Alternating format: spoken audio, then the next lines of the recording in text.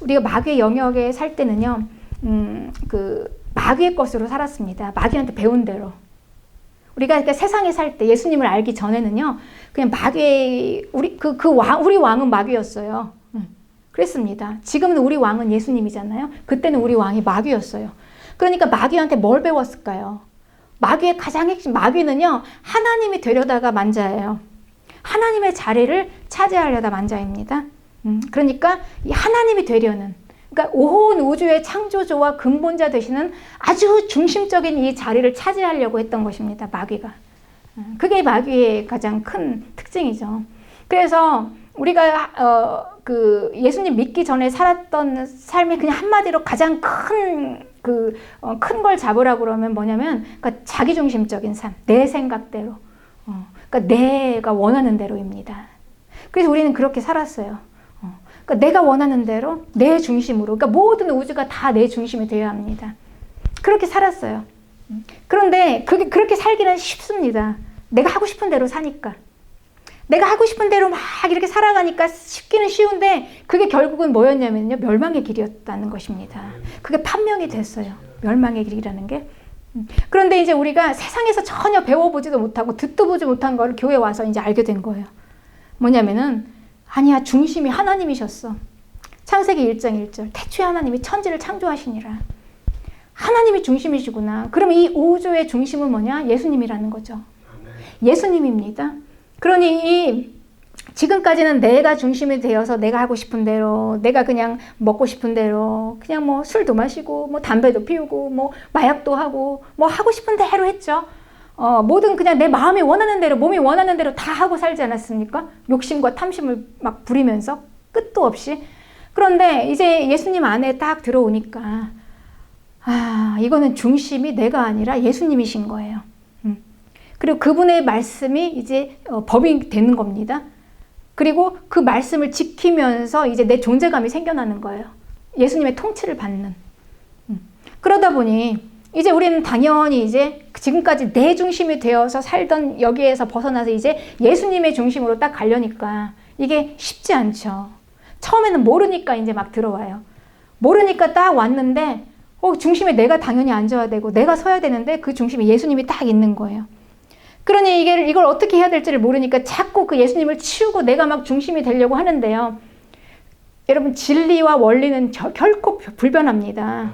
예수님이 중심이 되어서 모든 게 다 돌아가다 보니까 내가 중심이 되면 되려 할수록 나는 그만큼 상처를 받는 거예요. 아픔을 당하는 것입니다.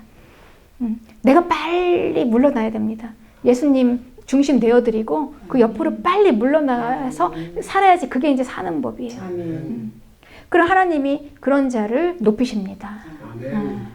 하나님의 방법이 그렇습니다. 이거를 우리가 하는 것입니다. 그래서 우리 이제 이 교회는 이제 항상 그래서요. 교회가 시끄러운 게 당연해요. 네. 교회가 평안하지 않아요.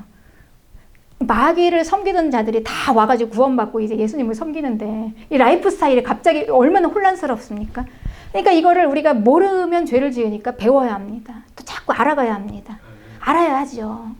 그러니까 모르니까 전에 살던 대로 살아도 되는 줄 알고 왔는데, 그러니까 이게 이제 그래서 보니까 그냥 차라리 내 마음대로 살 때는 차라리 그냥 쑥쑥 하고 싶은 대로 살았는데 이거는 하지 말라는 게 너무 많고 해야 할 것들도 너무 많고 이게 이제 귀찮은 거죠. 이게 이제 불편한 것입니다.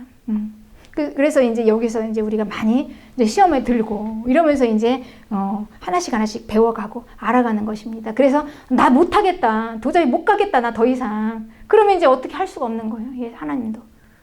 우리가 잊지 말아야 할 것이 있습니다, 여러분. 하나님께서요, 그 기가 막히게 6월절 어린 양의 사건을 터뜨리시고 홍해를 가르셨는데도 가나안 땅 바로 그 앞에서 그 유명한 가데스 바네아 사건 알잖아요. 가나안 땅 앞에서 난 못 들어가겠다라는 사람들을요 그냥 두셨어요. 들이지 못했습니다. 가나안으로. 나 못 가겠다고 하는 자들을 하나님께서 어떻게 할 수가 없는 거예요. 우리는 항상 그거를 기억해야 합니다. 그래서 우리는 이런 수고가 있지만 끝까지 힘써 싸워서 나가야 되는데 이제 그래서 바울이 이걸 이렇게 얘기하는 거예요. 그래서 너희 자신을 종을 누구에게 너희 몸을 내어주는가 순종하는가에 따라서 그 종이 되는 것을 모르냐 이제 이렇게 얘기합니다. 그래서 죄로부터 해방되어서 의의 종이 되지 않았냐 그랬어요. 그래서 전에는 죄의 종이 되었을 때, 죄의 종이 되어서 살 때는 우리가요 아주 자유로웠습니다. 그 진리에 대해서. 그러니까 죄를 막 지었어요. 그냥 팍팍 지었고 살아도 죄의 종이니까 거침이 없었어요. 전혀 뭐 마음에 그냥 그 양심의 찔림도 없었고요. 그냥 나 좋은 대로 살았어요. 그게 좋은 삶 같았는데 나중에 그 결과가 뭐였냐는 거죠. 사망이었지 않냐. 바울이 이렇게 얘기하는 것입니다. 로마서 6장 21절입니다. 그러나 이제는 여기서 해방되어서 하나님의 종이 되었으니까 이제 열매로 증거를 보이라는 것입니다. 열매로 우리에게. 그 마지막은 영생이다라는 것이죠.